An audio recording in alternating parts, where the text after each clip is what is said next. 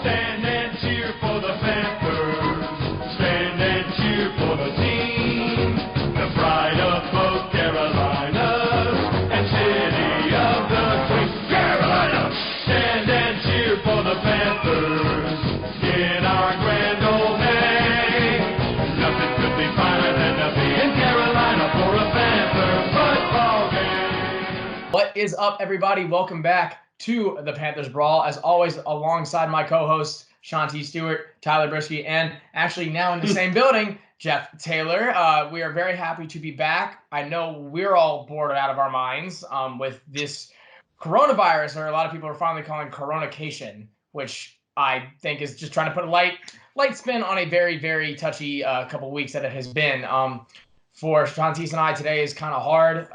It was announced earlier this week that the University of South Carolina will not be resuming its classes in person for the rest of the semester. And if you didn't know, Shantice and I were in our last semester of college. So for us, Shantice, going through all he's gone through in college and the extra year. So I know he was looking forward to getting to, and we'll still get to walk hopefully at some point, but it's not fun. And then coronavirus has been affecting not only us. I mean, we know we have it a lot better than some people. Millions of people are dying across the world, and our thoughts and prayers go out to everyone who is affected by it. And it's even hitting close to home in terms of football. Isn't that right, Tyler? Yeah, definitely. I think you covered it pretty well. And basically, so for us, like, we're in such a good business in areas that we can kind of distract ourselves pretty well. We've had a pretty busy week for the NFL, which is huge for them. And, Sean Payton also has the coronavirus. And, even though he's coaching our rival teams, we just wish him the best of luck and just to be safe. And, everyone just out there, just make sure you're, being clean and washing your hands. But there's some other pretty big stories this week, including some people would call him the GOAT. Tom Brady is leaving the Patriots to go to the Buccaneers. And it's in our division for the Panthers, so that's something we'll get into later on. But that's going to have some, big implications on our seasons now. And then finally, just the new CBA pass. So that's how we were able to start the whole free agency. If that didn't pass, we wouldn't have been able to. And so now, actually, with that, there's a 17-game season now, and then 2 extra playoff teams. So that's a whole different way. It's not going to happen this season, but the 17 games won't happen this season, but the playoffs will. Personally, I'm not a fan of it just because I thought it was perfect the way it was. But what this will do is put a lot more money in the hands of the owners. And when it comes down to money, it's hard to turn that down. Yeah, it's been kind of nice, like you were saying. I mean, it's funny being in a business of sports broadcasting, and now there's no sports. So yeah. It's been and it was something that we were talking about earlier. It was that, like, being a journalist, a normal journalist, a news journalist in this time, like Shantice and I are, it was like the band that's playing as the Titanic was going down, and they're still doing their job. And that's what we feel like we're doing. But it's nice getting to do this podcast to distract us from everything outside. And that's what sports do, really, is they distract you from, the rest of the world. And so, especially now, we hopefully we'll get an influx of listeners as everyone's kind of bored and not doing anything. As I think about, the NFL and the decision they had to make whether to start their year, to let the free agency roll on, for me, and I know for you guys and a lot of people out there, with the March Madness gone and NBA gone and all that gone, at least it was something to brighten your day each day. I mean, in this crazy world, just to be able to get on Twitter, refresh, and find out what's going on. The NFL, to me, has always been the GOAT. I'll refer to the NFL as the GOAT.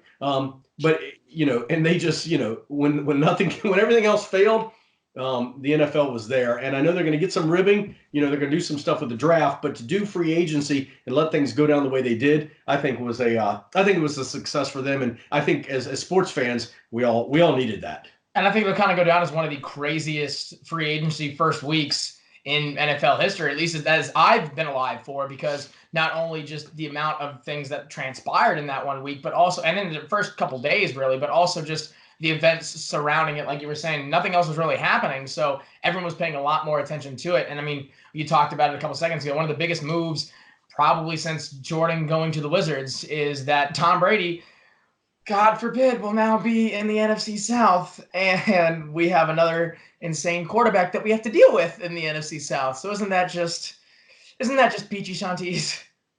Yeah, I mean, I like the move. I'm a fan. I'm a fan of. I'm actually happy he went to Tampa Bay. Tampa Bay's got a lot of talent, and I mean, that's a team that's really.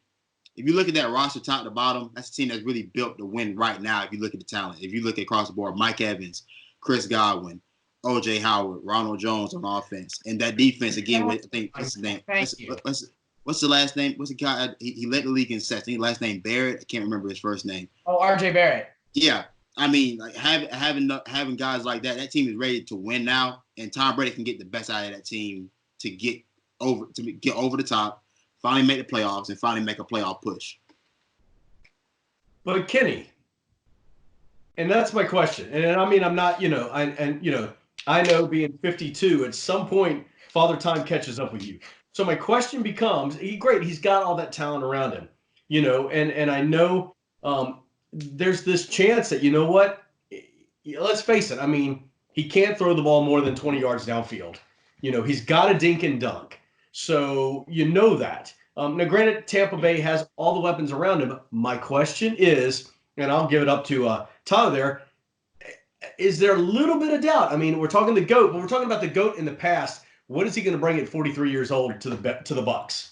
Yeah, it's kind of a whole different thing from New England. They were, they let him towards the end of his career. They kind of built it, run the ball with Sony Michel, and they drafted some big offensive linemen early on. But now with Tampa Bay and Bruce Arians, it's this, vertical passing scheme with Chris Godwin, Mike Evans, O.J. Howard, a lot of speed, a lot of talent too. And I think for like some of the guys on the Buccaneers, I think for Godwin, that's like huge for him because he plays in the slot role and he'll have closer passes. But I think for Mike Evans, that kind of hurts him because, Brady's obviously a much better quarterback than Jameis Winston, but Winston can sling it. And that's kind of Evans' game of just, going deep.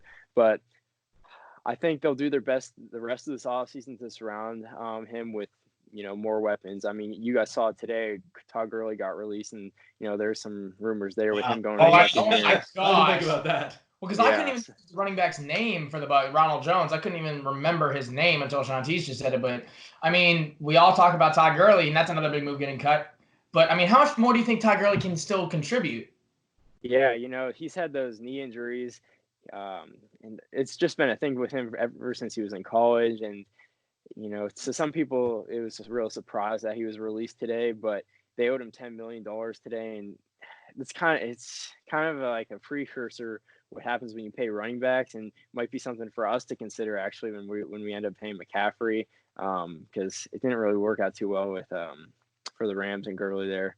But for the basically the rest for Brady, for us, I don't think it matters too much because he's only going to be there for 1 or 2 years, and I don't think we're really in a window then, to be honest with you. And so I think they'd probably be the favorites right now from the NFC. I mean, maybe, but they got some young players on their defense, but I'll just be interested to see what they do the rest of this offseason to surround Brady.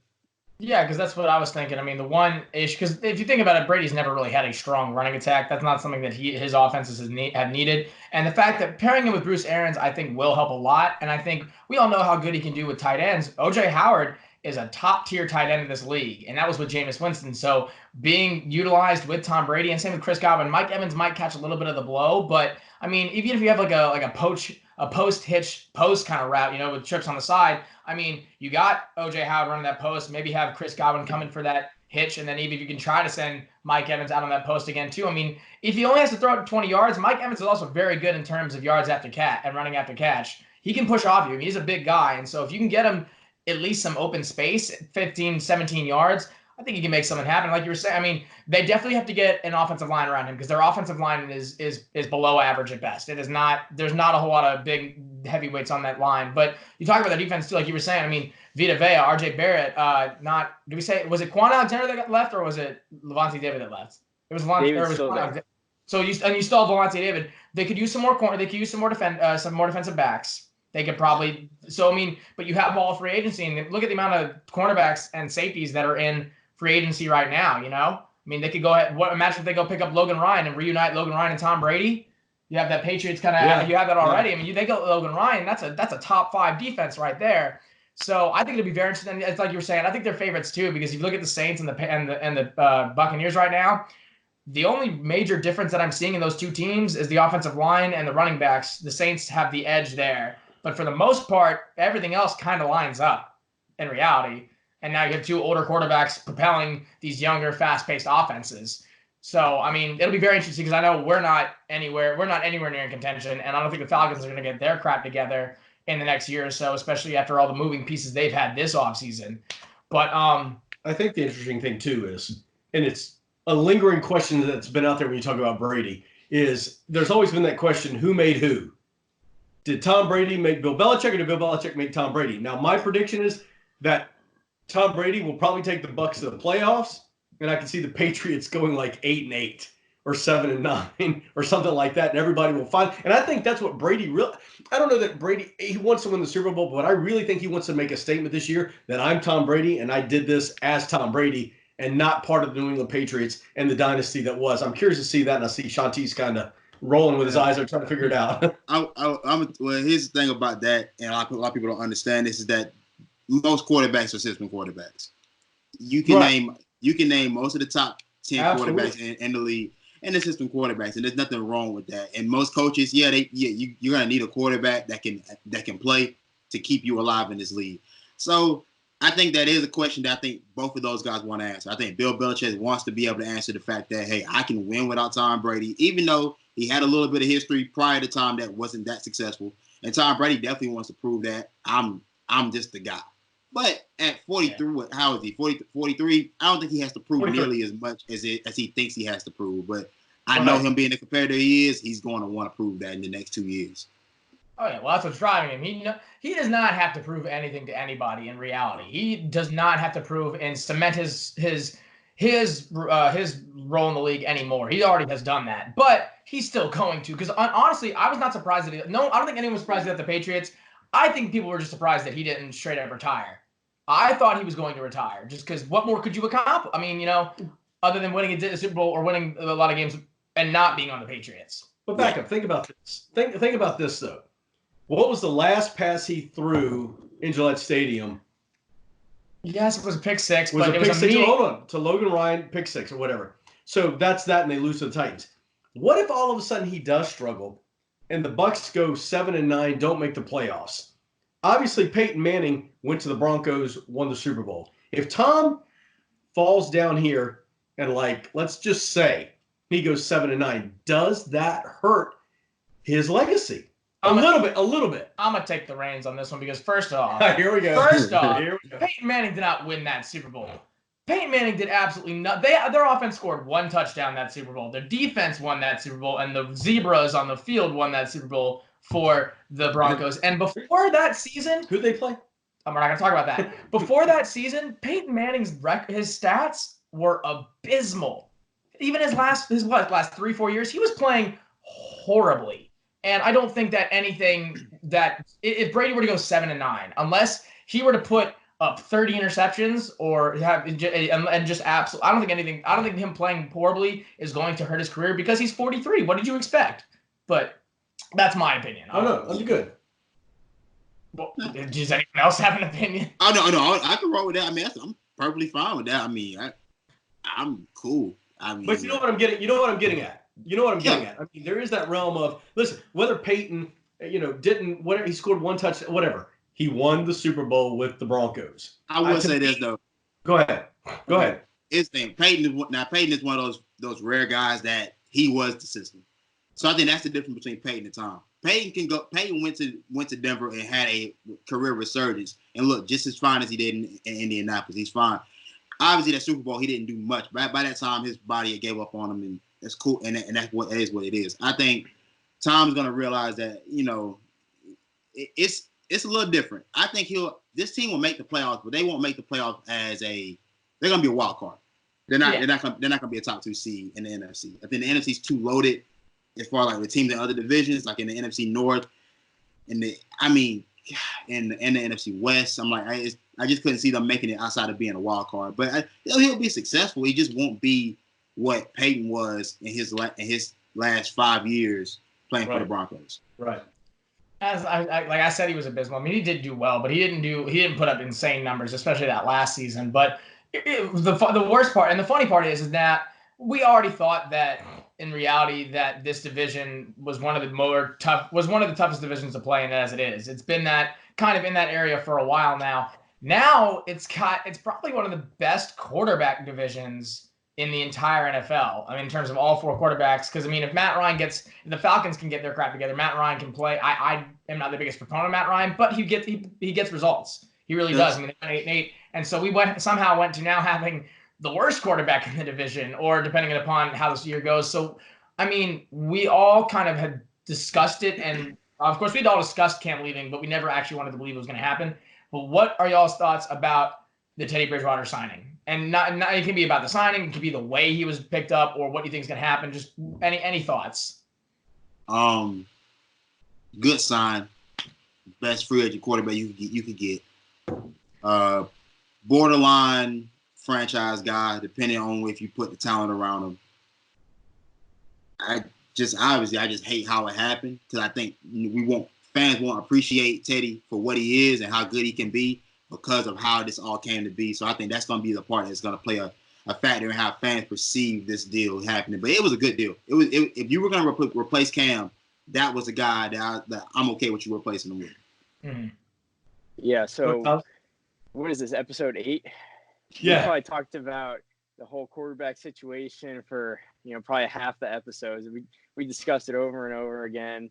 And I think just the way this happened, it was handled so poorly by the Panthers, because as we are recording this right now, Teddy and Cam are still both on the roster. And and yesterday, Panther social media is posting out, "Thank you, Cam Newton."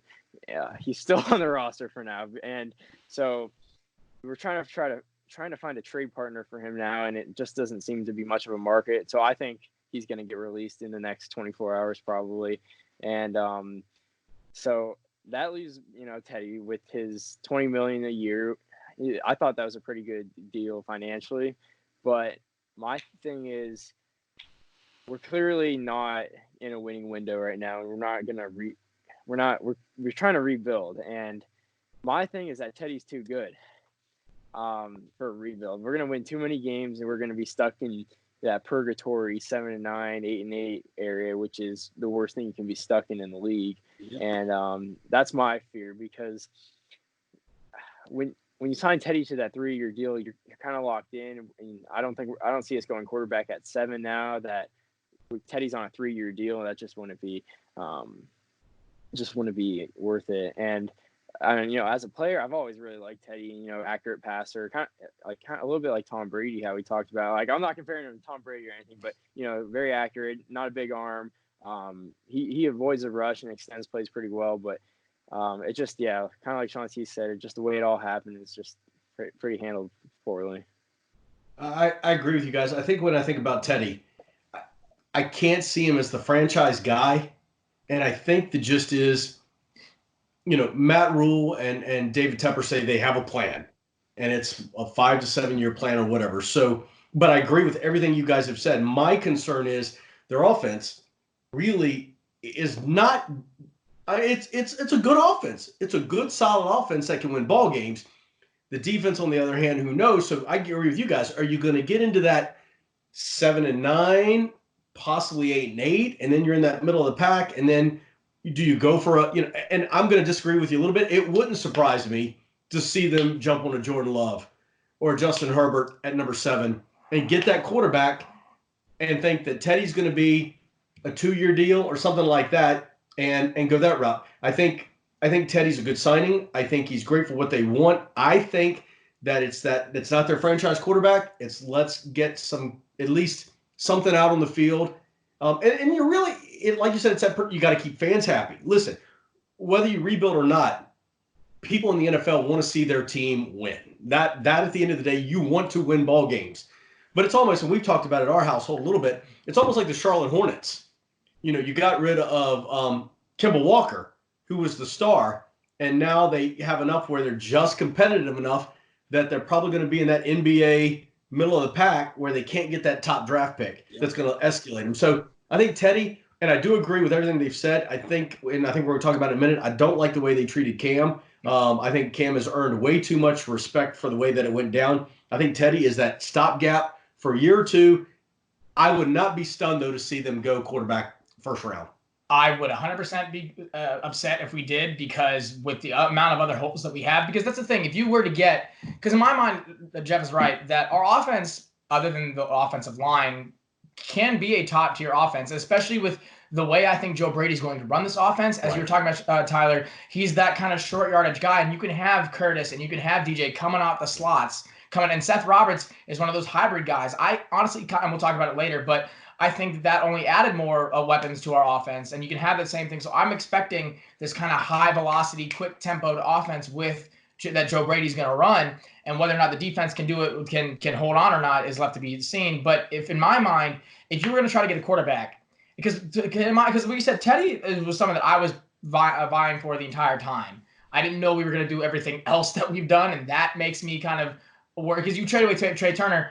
Who are you getting? Now we get Russell Okung. Like, who are you getting to protect Teddy? Because Teddy, like we said, can scramble, but we don't want if it's week 7 and he's had to drop back over 100 times and he's getting hit quarterback hits regardless of how many times he's thrown it, too many times, then it's going to stop. It's gonna deteriorate. So in my mind, if you were to get a quarterback, I wouldn't be horribly upset if we were to get a quarterback, say in round 2, and it was to get someone who can be that same kind of Teddy type. And stay with me.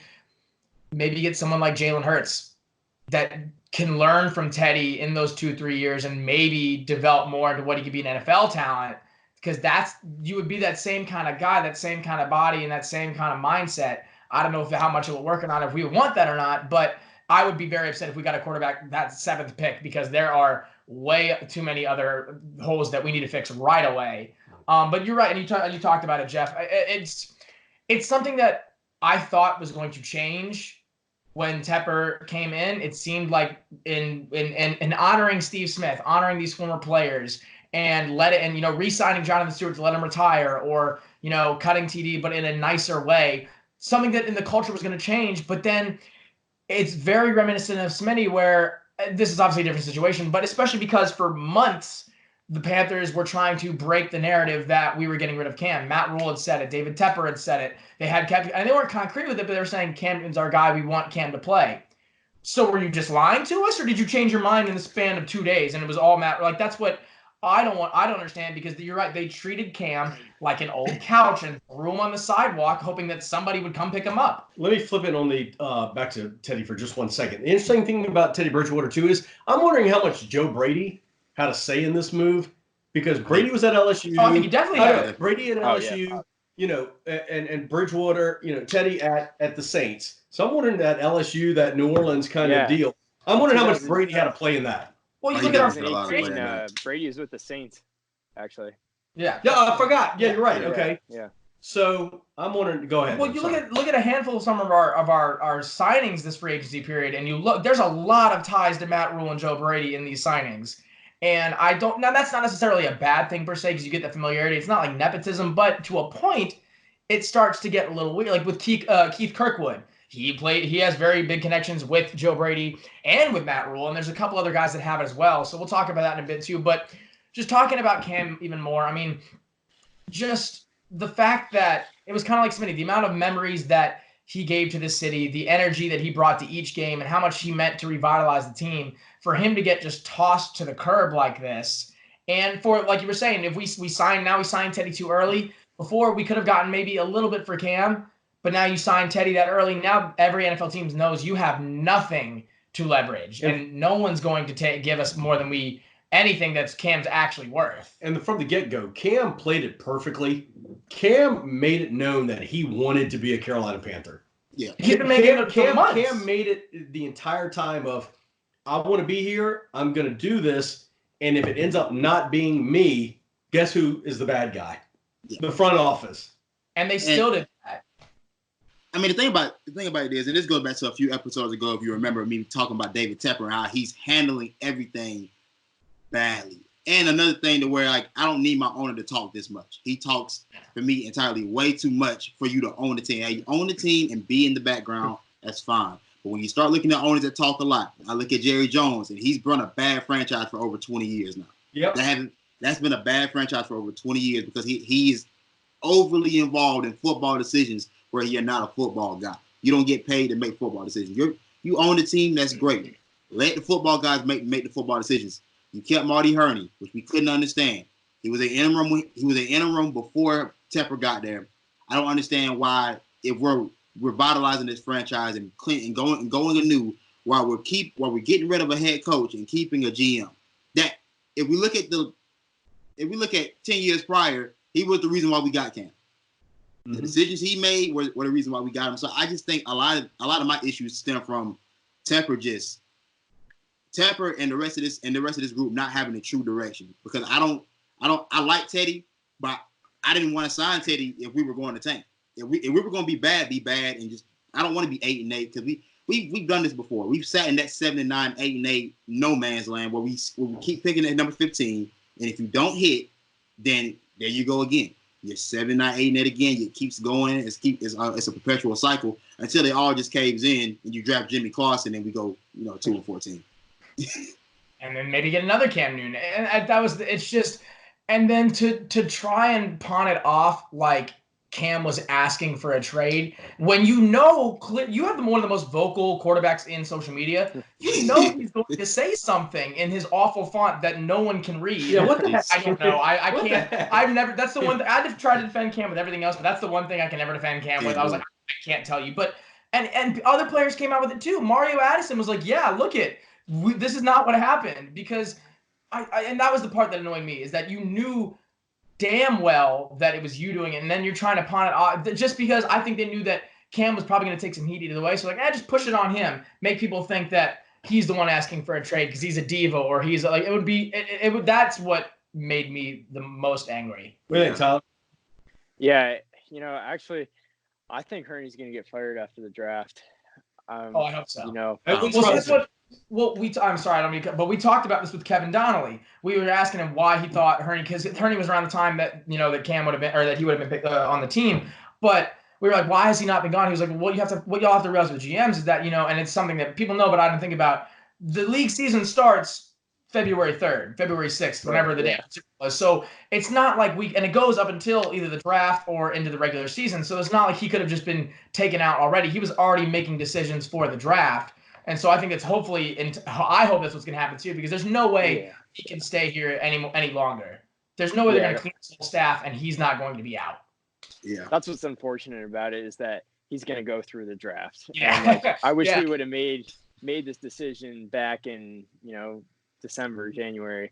But I think it's, I think they all know Herney's going to be gone. And, a few months ago, actually, the Panthers tried to sign.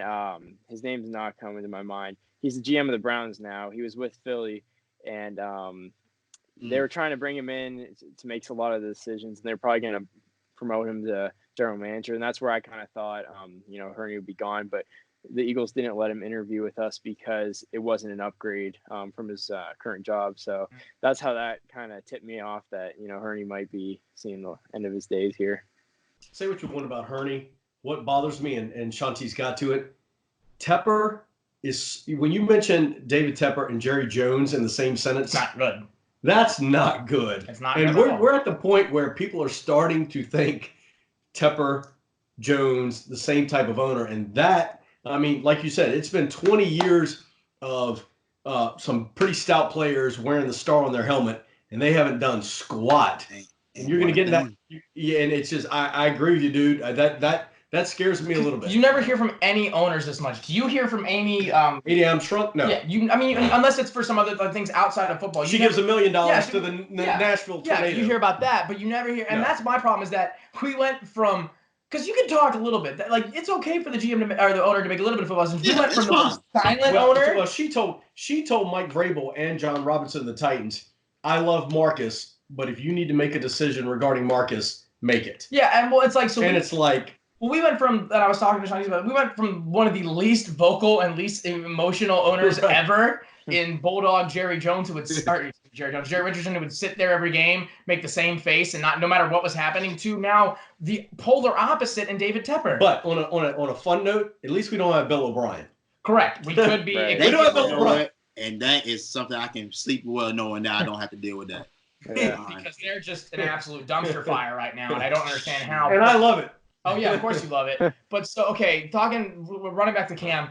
So do we think where do you think Cam is going to land, if anywhere? I'm positive that hopefully he will still land somewhere. I know we're probably not going to get anything for him, but for me, I want Cam to be successful, because the worst part about all this too. The worst part about all of this is because that I know Cam did want to still play for Carolina. He wanted to still prove he had what it took. And now all the blind Cam haters that are going, oh, I told you you're never going to win a Super Bowl with Cam, or oh, I told you he's not the guy, or he's a bad quarterback, or, he didn't die for it. They're all just eating this up right now. And so even if it's not with us, I would like Cam to be successful somewhere. I would like for him to get back to the MVP caliber he was, just because of the person that he is and how much he meant to the city. So where do we think? I think Cam, hopefully, I think the best fit for him as a team would be the Patriots. I think he has a better chance to be successful there. It's a different style, but he is a different quarterback now. His body's different. He might have to stick in the pocket a little bit more. He might benefit from some dink and dunks, getting the ball out of his hands a lot quicker than we would on the Panthers. Personality-wise, I think he would hate Boston. I think he would absolutely hate that city. He would probably like to be in LA more with the Chargers, but I don't think that the Chargers would work out for him. I don't think there's anything he could do there in reality. I think they're sticking with Tyrod, but go ahead. Well, that too. They're probably also going to stick with Tyrod, because why would you not? But so I think the Patriots would be his best fit if he goes anywhere. I just don't want this to be the end of his career. I can't imagine it being the end of his career. I'll defer to those guys. Yeah, go ahead, Tom. Me as well. I just really want to see Cam be successful. Hopefully we don't have to play him, so it's not Steve Smith part 2 against us when Steve was with the Ravens and tore us up. Hopefully that doesn't happen. But it's kind of unfortunate how this happened, and a lot of teams already kind of filled the spot at quarterback. I think the Patriots are his only option to start next year. And it's kind of interesting. There's so many quarterbacks and not enough teams. Like Jameis Winston's still a free agent. Cam's on the market, and then we got the draft. And really the only quarterback need I see right now is the Patriots, because, Bengals are going to get Joe Burrow. And then I was thinking maybe the Bears too for a little bit, but then they traded for Nick Foles. So it seems like their quarterback room's set. And then with the Chargers, it seems like they're going to, stick with Tyrod and then maybe draft somebody at 6. But my guess would probably just be the Patriots for now. It's crazy. I'm going to go the opposite direction. I think it's going to be the Chargers. And I think the only reason why you've seen the Chargers say they're going to stick with Tyrod Taylor is because, well, now you don't have to trade for Cam. So there's no going to get him. We'll wait for him to be released because they've ruined his trade value. And Tyrod's obviously a backup. He's a backup quarterback. He's going to win you about 5 to 6 games. You're going to be in the top 10 drafting again, and you still have weapons. You still have Mike Williams. You still have Keenan Allen. You have Austin Eckler. I don't really know too much about him, but you have pieces on that defense as well, along with Derwin Adams, Melvin Ingram. There's still pieces over there where that team can win right now if you get a quarterback. You're a quarterback away from competing again in the AFC West. I'm rolling with the Chargers. I'm rolling with the Chargers. I think that team is ready to win now. Drafting the quarterback means you're going to have to hope he's good enough to play from day one and hope he can develop quickly enough to be able to take advantage of the talent that they have around him. So, that's my pick. All right, so let me be the bad guy here. I think one thing is, how healthy is he? Yeah. Do we know that he is completely healthy? Number 2, I think Tyler mentioned it. There's so many things that have already taken place. The options are kind of at a minimum. And now, I think Joe Flacco is done. I think, the Broncos, he's done. He'll retire. Where does Jameis end up? Do you want Jameis Winston? Do you want Cam Newton? I don't know. I can't see Jameis in New England. I think Cam's a much better ball player. I'm a little concerned about his health. And so I think – and I think he will be released. I don't think the trade option's gone. Yeah. He's going to be released, which good for him because then he'll at least have a choice. I'm going to give you the dark horse, and stay with me. I wouldn't be stunned that he ends up in Jacksonville with the Jags. Look at that. I think Jags, and here's the gist. Jacksonville is somewhat of a dumpster fire right now. We know that. But they need something. They need some type of excitement, or that franchise will be in London or gone. And could this be the saving? Are you really going to go with the mustache Gardner Minshew? I mean, are you really going to go with that guy? Well, it is Florida. It is Florida. But I don't know if Bill Belichick's like, hey, listen, I'm going to figure out a way to, trade up. I'm going to get my quarterback. We're going to go that route. I'm just going to work with him. Can Cam work with Josh McDaniels? Can Josh McDaniels create an offense for Cam, which is a different ballgame? I still think you got to let Cam be Cam. Cam Newton will always be Cam Newton, and I just don't see him in his mentality of being that pocket passer. I think he still wants to run. I still think he wants to get his first downs. So really, to me, I could technically, I don't know. The Jags to me would be a dark horse. We haven't heard about it, but it'd be interesting. I hadn't thought about that, and it's not horribly far off because Gardner is young, and I mean, he didn't even finish out the year that well, and so I think you could see that. I would not want him to go there. I think that would be like, I mean, it would be good for the city to be good for the team. I don't think that would do anything. I mean, and there's always, of course, the final bus stop for every Panthers player. He could end up north in Buffalo. They have Josh Allen, but you might as well have Cam right next to him. I mean, who knows what that could do? I wouldn't mind seeing that, whether it's a backup or a dual quarterback system. Try to do the first dual quarterback system in the NFL. But, I mean, either way, I feel like it's the slogan of the Panthers fan base in the last 5 years. I hope he can go somewhere and be successful. I feel like we've said that for Greg. We've said it for TD. We said it for I think every player that we've let go in the past 2-3 years. So I hope he can go somewhere and be successful. It sucks that it wasn't here because we don't know how to manage talent in Charlotte. We don't know how to put weapons around. And that's another thing that's awful about all this. We finally, for the most part, have talent around Cam. The line's still iffy, but in terms of weapons, this is probably the most weapons that Cam has had since Kelvin Benjamin, Ted Ginn Olsen year before the Super Bowl. And the problem is that now we have weapons around him, then he gets injured. You realize him and CMC did not have one full season together where they both started. Yeah. Their only full year together at all was his rookie season, and he wasn't starting that year, and they still went 11-5. Imagine what both of them would do if they were both healthy throughout the entire year and both starting. And that's what's so upsetting about all this is because we're in this no man's land of a team where we're not rebuilding, but we're making we're trying to rebuild, but we're also making moves for the future to set up success. And we have this young talent, but we also have all these holes. The whole team is just in this limbo hamster area. wheel, or that, whatever you want, the twilight zone or wherever it is. I just don't know what we're trying to do here. And it seems that, and this free agency has kind of been telling too, because we've done that same kind of thing we always do in free agency. We re-sign a player, we get one B-list player, and then a bunch of no-names, or a bunch of guys that have potential and fit the system. If I hear that one more time, I'm going to blow my brains out. Bargain bin players. That's what they are. They're what? Bargain bin players. Yeah, great value. We're stopping solely at the great value section. That's all we do. Because you look at the guys we added now. I mean, you added Teddy Bridgewater. That's a B-list player. You add Seth Roberts. That's probably a B-list receiver, not making a splash on many teams. Then we re-signed Trey Boston. That's the best thing we've done. Thank you. Good. Yeah. You need to do that. Yeah. And Stephen Weatherly and Justin Burris, both guys that have potential and can fit the system, but they're unproven and they need, some of the play. I watched some of the plays that John Allen put out, and Tyler, the thread you posted as well. He does seem like, it's looking like, and Shantice said it earlier, he's like a younger Mario Addison. And I like that. That excites me. I would like that. And now that we're going back to the 4-3 system, that makes me feel a whole lot better as well. But what additions and then John Miller and Keith Kirkwood. Who? What? I know Keith Kirkwood. Google my signings. I don't understand. So, okay, who do y'all think is the which edition do y'all really like? What's your favorite edition or re-signing? Stephen Weatherly. Really?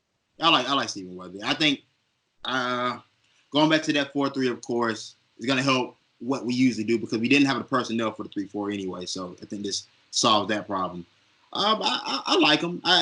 Physical guy, not a flashy pass rusher. It doesn't nothing that jumps off the screen, but I know what he can be, and that's a rotational defensive end. Adds depth if you can go.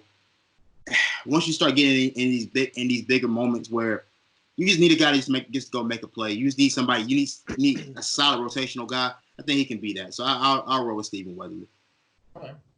Yeah, I think you hit it, right on the head with they're just bargain bin players, and it's all kind of like downgrades. Like I feel like we released Eric Reed and Justin Burris is he has potential if it's the system, and so maybe he could come in, but I don't know for sure. And then Stephen Weatherly, like I don't know if he's up to par with Mario Addison. We'll see. I mean, you guys saw the thread I did. If not, definitely check that out. But he has he can play kind of all across the D line and bring some pass rush potential. As like a rotational guy. But like you kind of touched on, I was most happy with just bringing Trey Boston back and just solidifying that free safety role that is so important. Trey's been really good for us, and I'm glad he came back after I think he was with Arizona for a little bit. So I'm glad we just took one less need off the board. That was huge. Yeah. I think if I look at it, I'm going to go with Trey Boston. I mean, if you've got to face Drew Brees twice, Tom Brady twice, Matt Ryan twice, and Matt Ryan can get the job done, you better have somebody in that secondary who can be a leader and can do that. And then Teddy, listen, I don't even know who the other guys are, so forget it. Yeah. But for me, Teddy, as an owner, as much as we talk about Teddy, you got to fill the seats.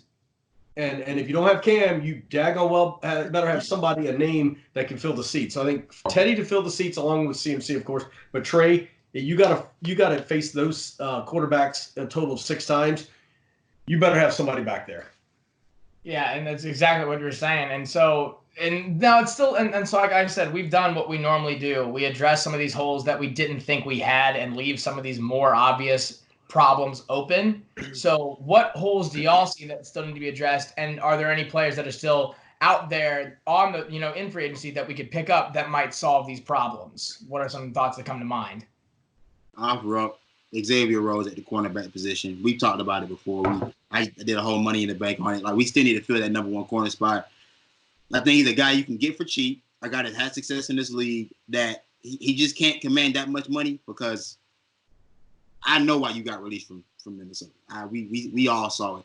He struggles with these quicker guys. He struggles with down the field and getting the football. So, I mean, I think for us, he would be great.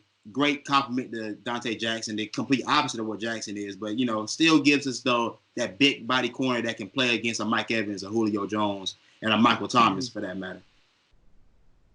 Yeah, left guard, linebacker, maybe a safety, corner, 2 defensive linemen, and a defensive end. So the whole team. In a pair of trees. I mean, what do we? Yeah, no, really, those are all needs. I mean, teach their own, like, different, how much. But I would have, in the Money in the Bank episode, I talked about Isaiah Simmons, Derek Brown, and Jeffrey Okudah all filling different needs.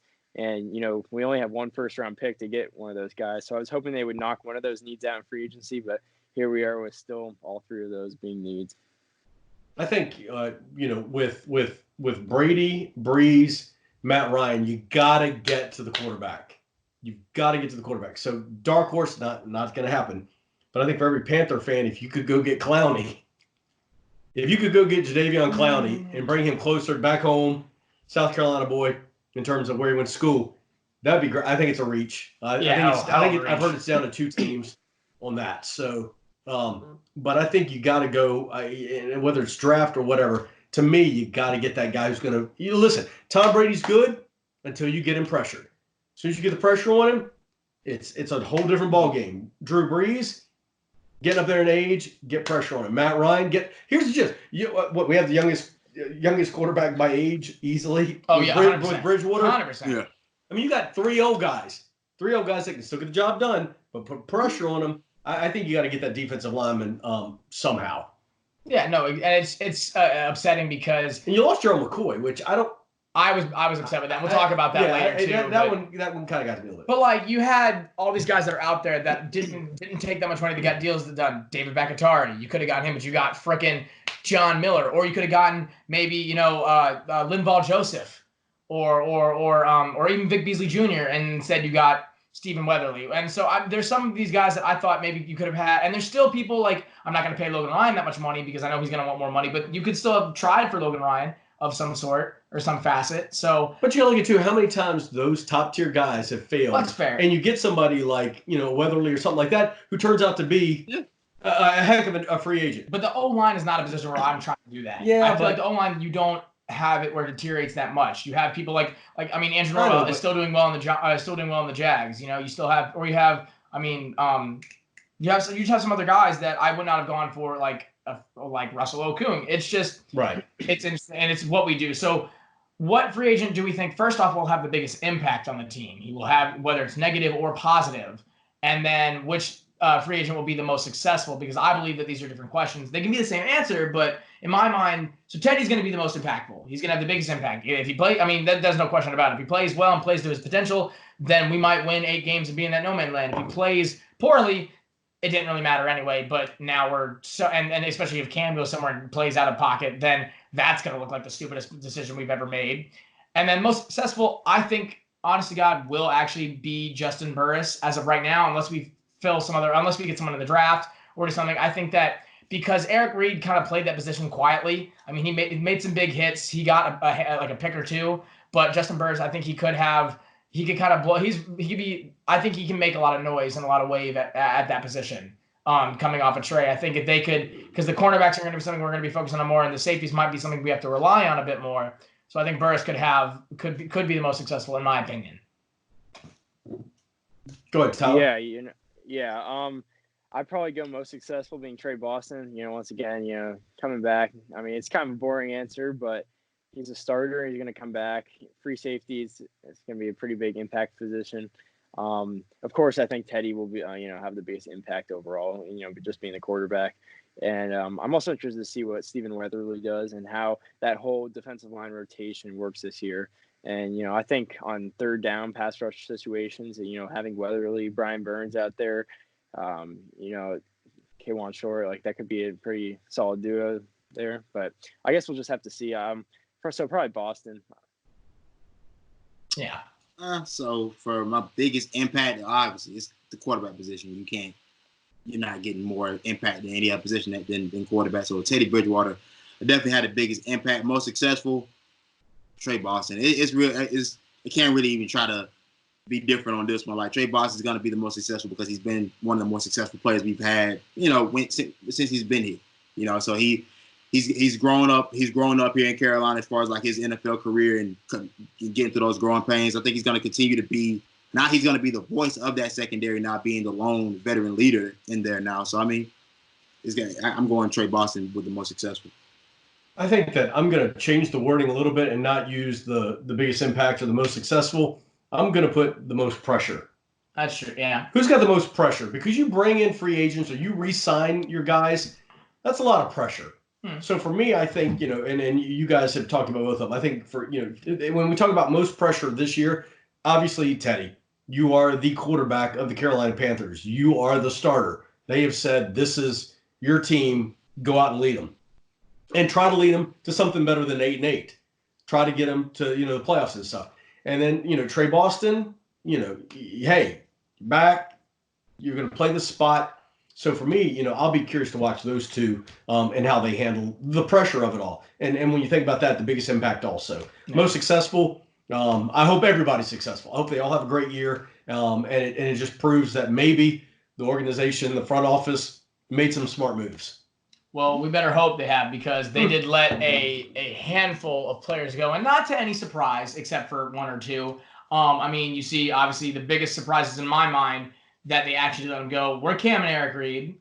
Eric Reed going, not something that I foresaw. I don't know whether or not it needed to happen or not. It's left to be seen.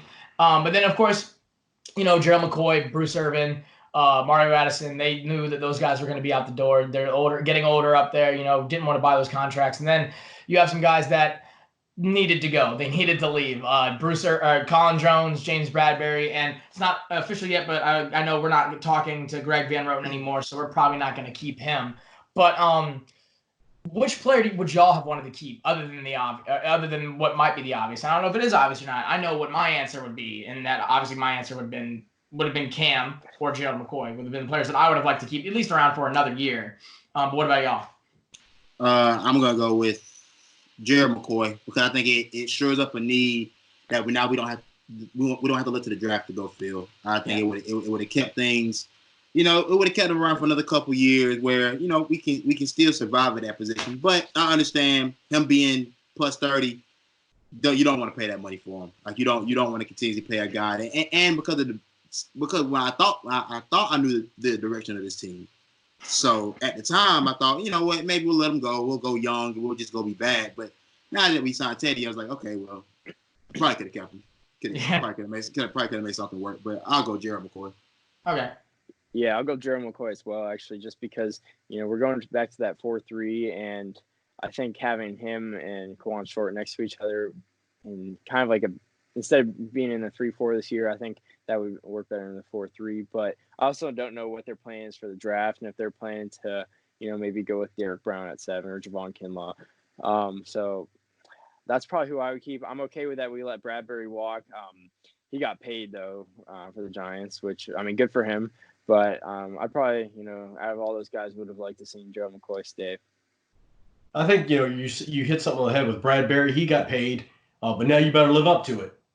You daggone well better live up to it. And that's the big, the big risk in free agency. For me, I think Eric Reed, just that leadership, that veteran leadership that you sometimes in a team that's kind of in disarray, to have that leadership factor. To me, that's somebody that I, would have kind of like seen. Gerald McCoy, I get it. He's up there in age a little bit. Same thing, though, that veteran leadership been around, has that kind of, go get him attitude and stuff. So the veterans sometimes that you let go, I get it that they're up there in age, but sometimes that age, since I'm the eldest here, being that leadership, that says a lot. So for me, it would probably be Eric Reed and Gerald McCoy. Yeah, because Eric Reed, that was another thing. Like you said, that was a position that we have now created a void in, and unless they're going to go get, Jefferson in the draft at that 7, if that's what we're going to spend it on, we now, like Tyler was saying, we have now 3 positions that we could need to fill and probably need to fill in that first round. So no matter what they do, they're going to miss out on someone. Because leadership, he had some. He was a bit vocal, but it was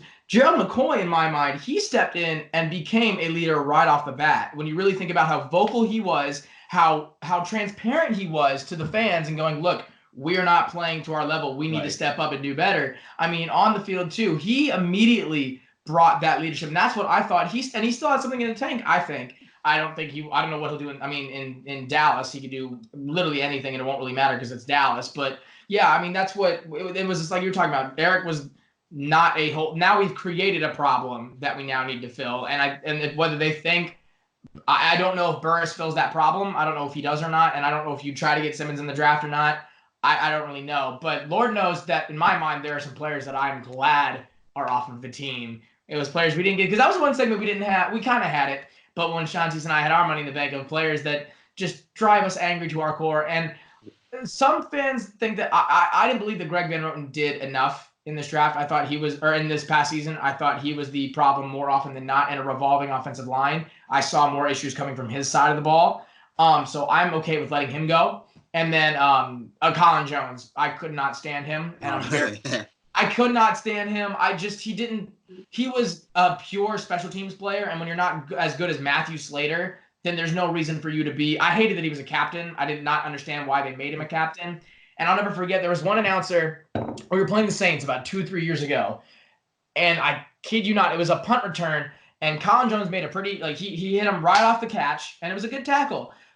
But in this year, we had McCaffrey, we had Cam, we had Luke Kuechly, and the announcer in a straight voice goes, yeah, Colin Jones, he's probably the most athletic man the Panthers have on that team. And I thought I had a stroke, and then I heard something wrong. I was like, did you just say that Colin Jones is the most athletic person the Panthers have on the team when you have a behemoth at quarterback and one of the most versatile? I've never liked Colin Jones, and that was very odd. So in my mind, I'm glad they're gone. But what do y'all think? What were some players that needed to get out of here? Yeah, the way you felt about Colin Jones is how I felt about Brenton Burson a few years ago. Yeah. That's how I felt about him. But Greg Van Roten for me, probably just because, Pro Football Focus, I know they've been kind of in the news lately, and I know Jess tweeted about it, but I do not like them, but that's another story. Well, that's a whole other story. But I do not like highly. he was highly graded by them, but I really didn't think he was that good for us. And so I think moving on from him is just fine. And, bringing in John Miller is probably, just about the same. So I'm fine with letting us let Van Roten rock. Yeah. Yeah, no, I was sick of Colin Jones, bro. I mean, it's really just at the times where we actually had to start him. And it's like, oh God. And you start realizing, like, okay, we started for a couple games. It was bad. So why do we keep bringing them back? What could Colin Jones possibly be doing in this locker room that is that great that we just gotta we gotta keep him? We can't go get nobody else. Nope, don't draft anybody. Nope, don't draft him. We got Colin Jones. It was so. When I remember when we cut, who was it? Who was our? Was it Goff? Whoever. We didn't have a safety after. I was Mike Thomas had left, and I was like, "Are you mean to tell me that our starting safety is Colin Jones?" And then we did nothing to address the problem. They realized, okay, we need to have someone else, and that's when they signed Eric Reed. And then that one game, Eric was injured, and Colin had to come back, and I'm like, oh my God, he's so poor at this position. You're talking Tom Jones? No, Colin Jones. Yes. Honestly, Tom Jones would probably be a better free safety than Colin Jones is. Yeah. Okay, I'm going to blow everybody's mind here, but I think the one that, bye-bye, see ya, even though he had a good year, Bruce Irvin. Oh, yeah, that's not. And the reason I think Bruce is this. Bruce, no matter what, will always kind of be the Seahawk. Mm-hmm. Part of that great run they had, and it's just, you go team to team, whatever, blah, blah. It's just still, now he's back in Seattle. Yeah. I think it's where he wanted to be. Yeah, let him do that. And it was just, everything was kind of a stepping stone. I think his mind was, I'm better than I am. And I think to let him go and head back to home to Seattle, let him go. He did some good things. I mean, I think he had 8 sacks. 8.5 sacks. He had a good season. And that's great, but still in the back of his mind, I think he was playing with Carolina going, how can that get me to the next step, which may have been back to Seattle. That was my thought. So see ya. Yeah, his whole signing too was just, in my mind, a slap in the face to TD because I agree. I mean, I understand that Bruce Irvin can play that hybrid position better than TD did in this new defensive scheme. But in reality, when you go and you cut TD because you're saying because of his age, we don't want to pay you that much, and then TD, and Bruce is not a youngster. No, Bruce was almost as old age, as TD, and we set a contract that Bruce got compared to the contract that TD got were almost mirrored. So you weren't paying any much more for Bruce Irvin, who is a less of a talent and does not. And so that was, to me, in my mind, I never even gave Bruce a chance. I mean, he had, he had, but I mean, the one play. The Seattle system made him. Yeah, I mean, well, yeah. The Seahawks, that whole deal. The Seattle system has made a lot of players better than they're supposed to be. Richard Sherman, Bobby Wagner. Don't get started on Bobby. I will get started Richard Sherman. on Bobby. Anyway, go ahead. Don't do Richard. Don't do Richard. Don't do Richard Richard. has performed well. Yeah, Richard, don't do that. But Earl Thomas, that's who you can go after if you'd like to, or Cam Chancellor. You don't. But Richard was probably the one person that was able to get out of that. But regardless, so okay, what player do you think is going to create the biggest problem for us because of their absence? In my mind, as of right now, until we fix the problem, it's James Bradbury. We can say whatever we want about him. I mean, but Bradbury, in his time, he did lock up receivers fairly well, especially the receivers that we had to play in the NFC South. He didn't make any big splashes in terms of, on the stat sheet, in interceptions. He might have had, like 6 interceptions at most in his tenure with us, and that's not great at all. I mean, he was never going to be that kind of flashy guy, but, I mean, now we have in a position that had been one of our biggest holes in the past 5-6 years, and now, again, it is another big hole that we have to fill, whether it's the draft or in free agency. So, in my mind, James Bradbury, he has now created that problem, and it could also be Eric Reed. But like I said, with Burris, I don't know how that's going to go out. But what do y'all think? Losing Mario Addison, losing your leading pass rusher, it's because even though I like Weatherly, you don't know whether you can match that production. Even for the last 3 to 4 years, Addison's sitting around that 9 to 10 range as far as sacks, and it's hard. All you need to do in this game is get to the quarterback. And if you lose guys that get to the quarterback, then you lose a lot of what you can do on the defensive side of the ball. So replacing that sack number is going to be tough with letting go of Mario Addison. Yeah. Yeah, again, for me, Gerald McCoy just losing another piece on that defense. Now in the 4-3, he'll be like an every down player in there. Next to Short, but no, now he's gone. Vernon Butler's also gone, and I don't know if we brought back Kyle Love. So we might only have one defensive tackle on the roster right now. I think we might have signed Kyle Love. But at the very same sense, we also could have cut Love. Honest to God, I really. Well, okay, you forgot about Chris Smith. We do have him. All right. But Lord knows what to do.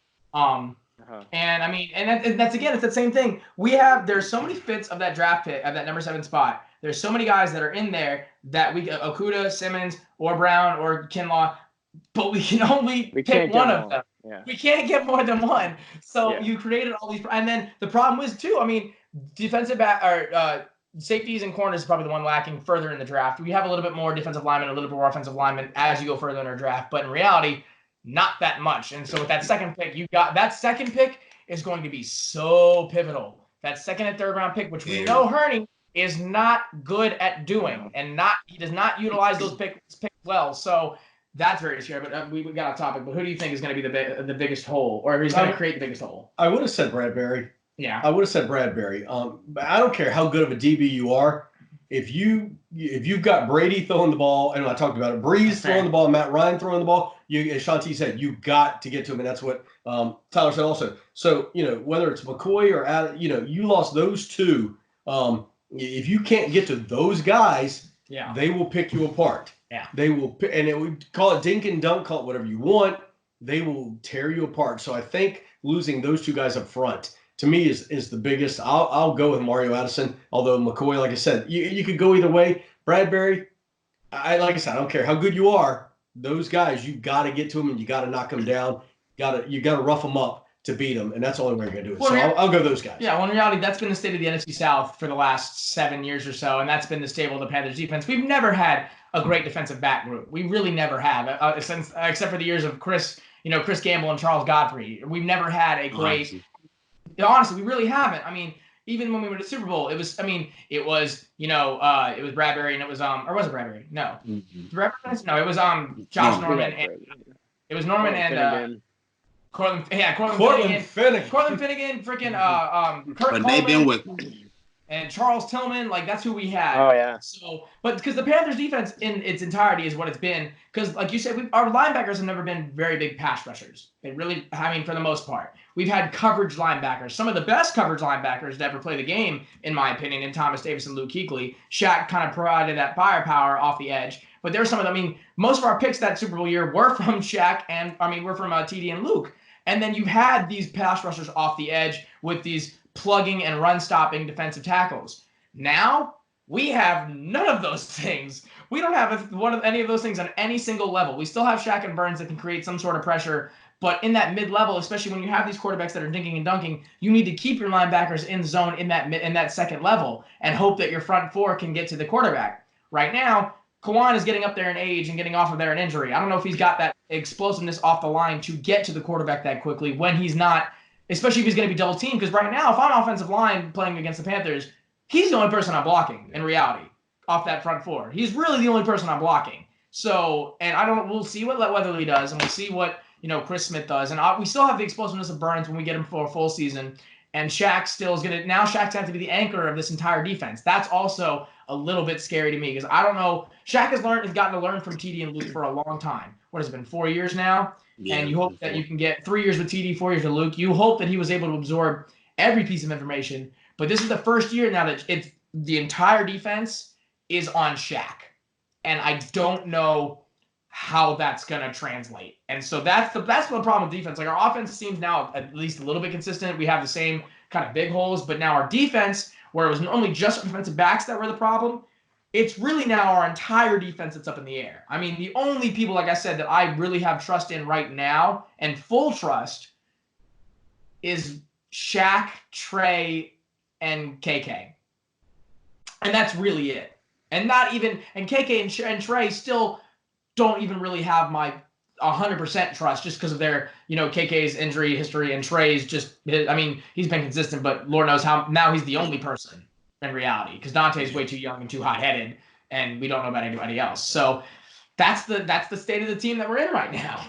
Agreed. And it's a tumultuous time in the NFL and for the Panthers in itself. And I'm very interested to see very interested to see what the next few years are going to be like for the Panthers, and maybe for the next few weeks. for the Panthers, and Lord, maybe a spot will open up in the Bills Brawl, and I can head there because Lord knows they are further cementing the narrative that they are the Panthers of the North. Buffalo They really, Panthers. are. They really are. They signing Mario Addison. I mean, all they have to do about it is sign Cam, and then you're the Panthers of the North because they still have Philly. They still have they got Vernon Butler too, did they not? They have they have Vernon Butler. Yeah, they have Vernon Butler and Star Tulele, unless they cut him. I don't think they did though. No. They have I know they have a running back. I don't remember who. They have one of the running backs. It's not Artis Payne or Fozzie. It might be I don't remember who it is, but they have a lot of players that were former Panthers still, if you check that roster. And I think unless they cut Joe Webb, they still have Joe Webb. But so it's just, in my mind, the Panthers of the North. And that's good. I love that for Sean McDermott. I love that for that team. And hell, if Stephon Diggs can pop off with them this year, which I think he might be able to, and say they signed Todd Gurley, imagine that on that team. That would be dirty. That team should be taking it. That's what I'm saying. They should really just be the Northern Panthers. Just call them that. That's fine. But it's been not as a horribly long an episode as I thought it was going to. But hopefully, like I said, thanks to free agency, we had a lot to talk about here. I keep refreshing my phone just to make sure that nothing. So yeah, okay, that's nothing's going down. A bit of an inside look into the Panthers Brawl. We normally record on Wednesday nights because for the NFL news cycle, normally you have not a whole lot goes on Thursday, and normally we've been able to. We especially in the off season. Now in the regular season, we'll probably change up our recording times to allow for everything to to occur. But so today it is Thursday as we're recording because I wanted to wait until the last possible second to see what was going to happen in terms of free agency. Because say we record something about Cam or something about what we do, and then we record it, and then something different happens. Well, then that whole 12 minutes of talking was for nothing. So that's kind of why we recorded a little bit later. But so again, we thank y'all for taking with us. We've got our kicker for the day. Sure. Is that right, Jeff? A couple of interesting facts about Russell Okung. Our new offensive lineman. He played last year with a pulmonary embolism. He played for half the season. Half the season. In his leg. Yikes. Do you know one hit to that, or if that thing goes, he's dead before he hits the ground? Oh, my goodness. I mean, you guys know that? No. Pulmonary embolism. One of those things that it's a blood, basically... whatever, bam, it can kill you before you hit the ground. That's horrifying. So that's number one. The weirder part is he's the first NFL player to ever request, he wants his entire salary paid through Bitcoin. What? Paid through Bitcoin. He wants cryptocurrency. Basically, he wanted his entire salary paid through Bitcoin. I got nothing. What if you get hacked? Hey. What if you could pay him and he's not all there, dude. Come on. Well, obviously he's not all there. You can play with embolism and want Bitcoin? I don't know. That is definitely interesting. Maybe, hopefully, I mean, well, so that's how long does a pulmonary embolism last? Do we know? Is he cleared now to play? I think he's cleared, yeah. Okay, because I'll say, that's not what you want in your quarterback or in your lineman, is a bad leg and a blood clot. Right. And a weird love for cryptocurrency, which offensive linemen though are weird anyway. That is fair. That's you can go back to Taylor Lewan drinking beer through a catfish. Nor Kevin, you're not weird. We're sorry. Or Kevin Donnelly, you're all right. Kevin, you're not weird. But guys, like I said, it was good to be back, all four of us. We haven't had an episode together in like 3 weeks or so, I think. It's been since we're all four have been on the podcast together. The way it's going right now, we could do it twice a week just because we got nothing better. Honest to God, if y'all want us to post more. I mean, because I know y'all are bored. I'm bored, so I know y'all are bored. And as long as the NFL free agency keeps kicking, because hopefully we don't run out of things to talk about, we're just going to start pulling topics out of thin air. Something will happen with Cam before next week. Well, yeah, I would hope so. Yeah. I mean, probably having Cam tomorrow, just knowing our luck, and we'll have to tweet about it, but we can't say anything about it on the podcast. We want to thank y'all. We've been gaining some followers on Twitter. We love to see that, and the Brawl Network website has definitely helped propel that. It's a really cool thing that they're doing, and we've gotten. Check into the articles as well. A bunch of articles, especially during free agency, about what's going down. Our own lovely Tyler Habersky has written a few as well, and they're very good articles. And we're going to be adding writers in. I'm not going to be writing. I've stepped away from that. I don't want to do that anymore. But again, we want to thank y'all for listening in on episode 9. 8. Oops, I can't do math. That's Is why. it 8? It's 8, right? I can't do math. That's why I'm a journalist. But again, Thank you all so much. Stay safe out there. Please stay inside. Please take this all seriously so that we can all get back to our regular lives as soon as possible. Wash your hands, social distance, all that lovely junk. And until next time, everybody, keep pounding.